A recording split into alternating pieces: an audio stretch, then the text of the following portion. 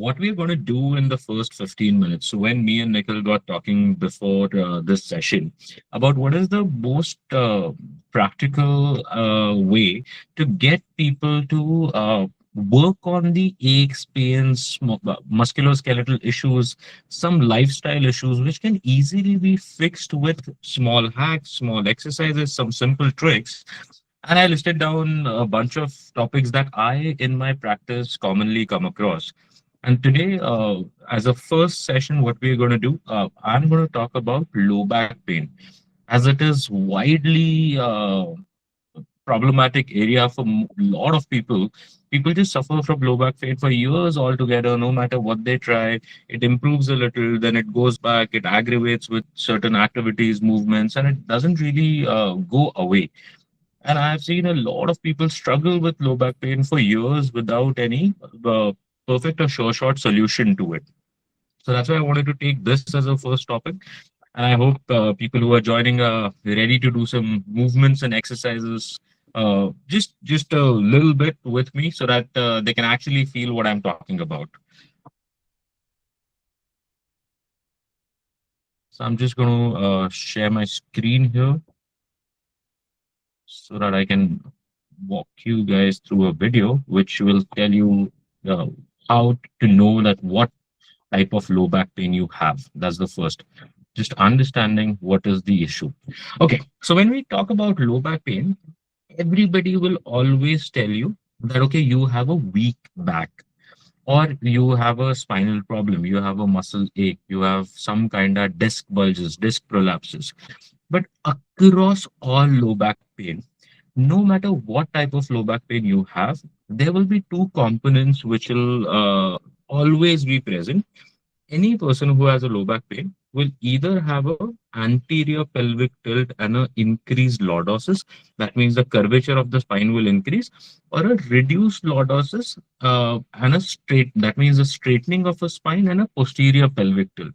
So I'm just going to quickly show on a video what that means.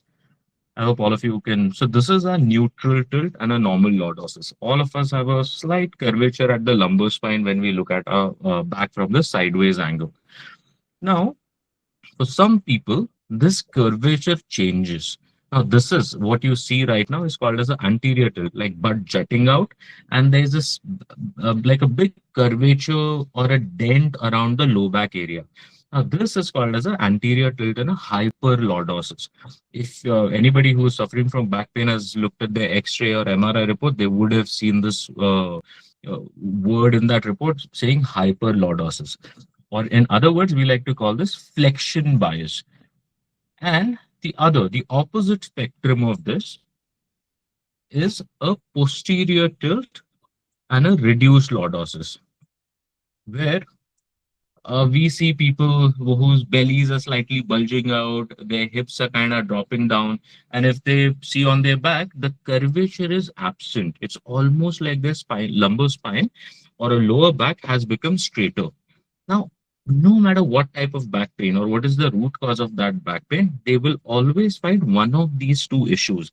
And until and unless you fix this postural problem, your back pain can never really go away.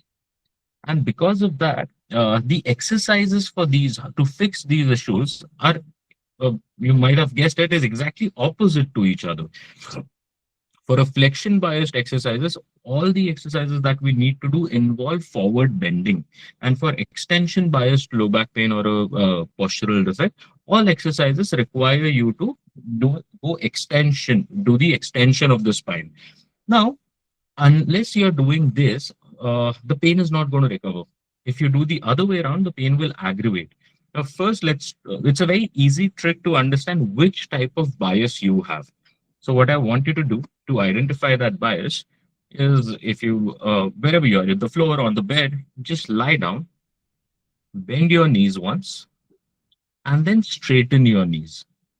As you straighten your knees, just take your one hand and try to take it just behind your lower back, below your lower back.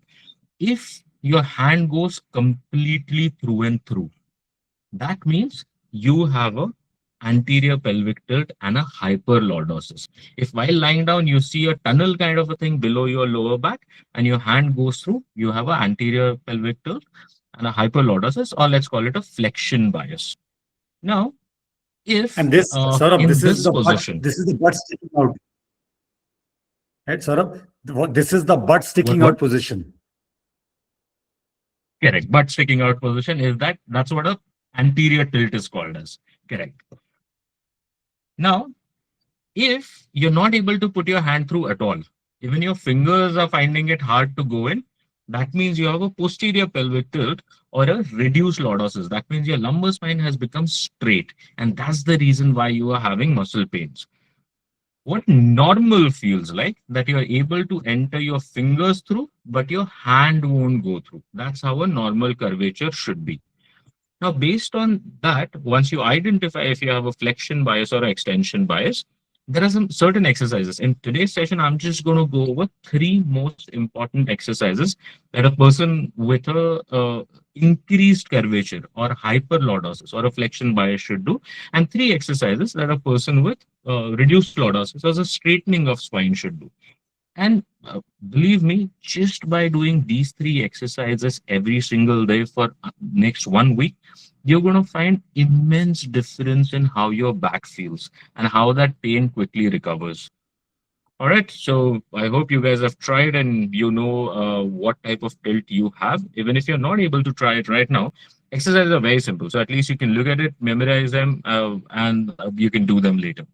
So first exercise for a flexion bias. If you have a hyperlordosis, it's called as pelvic tilt. So you have to be in this position where your knees are bent and roll your pelvis as if you're trying to pull your belly towards your belly button towards your chin. That's the kind of rolling of the pelvis we have to do. And then you're going to hold it for 5 seconds and then let it roll back. This is from another angle. Just roll your pelvis towards you and relax it. So essentially, when you're doing this, what you're doing is you're flattening that increased curvature. So when you're lying down, you have that arch. As you roll that pelvis up, you're flattening that arch.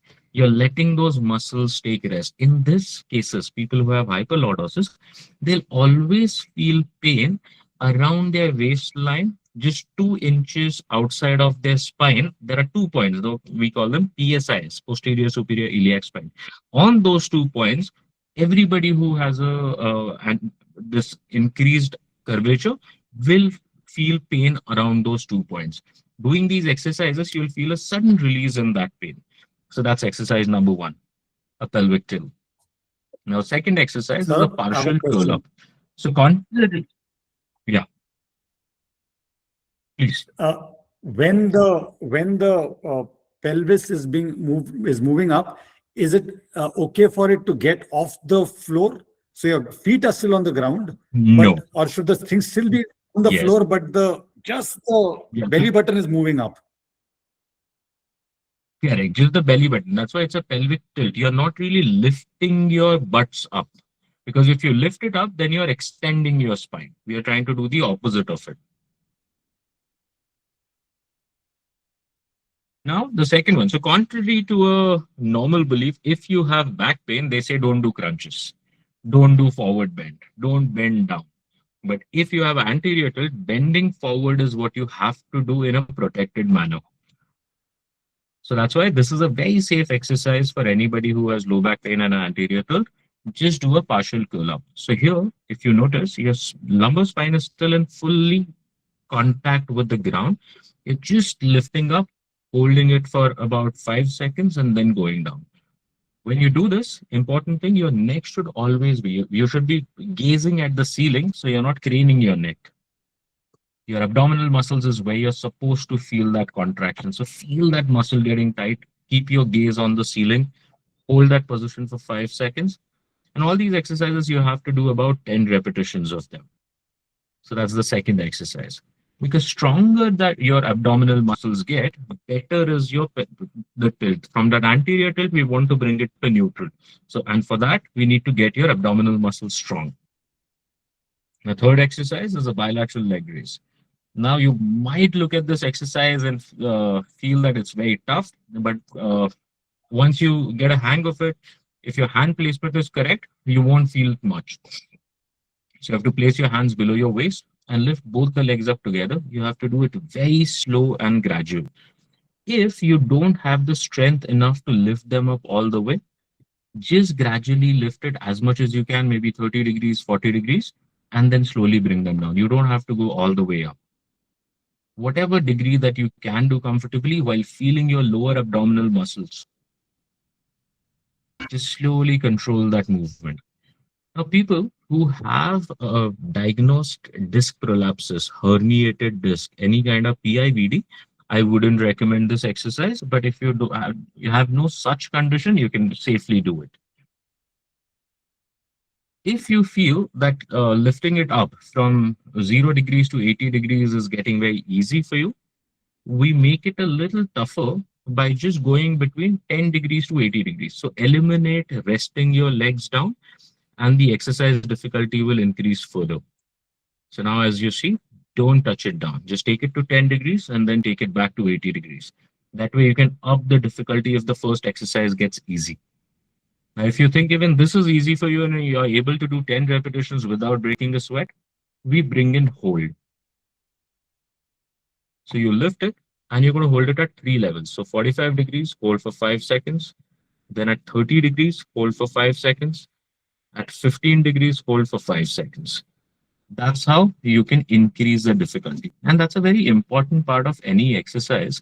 That whenever you think the exercise has gotten easy, you have to change some uh, part of that exercise so that exercise always stays challenging. So I like to call any exercise comes with an expiry date of about 2 weeks.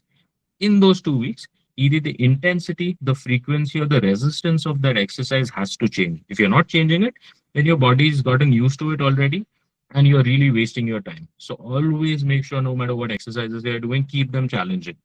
The last three repetition of that exercise should be challenging. Now, those were the three exercises for flexion bias. Now, the next three exercises we're going to look at for people who have straightened spines and a posterior pelvic tilt. So first exercise is back extension. Very, very good.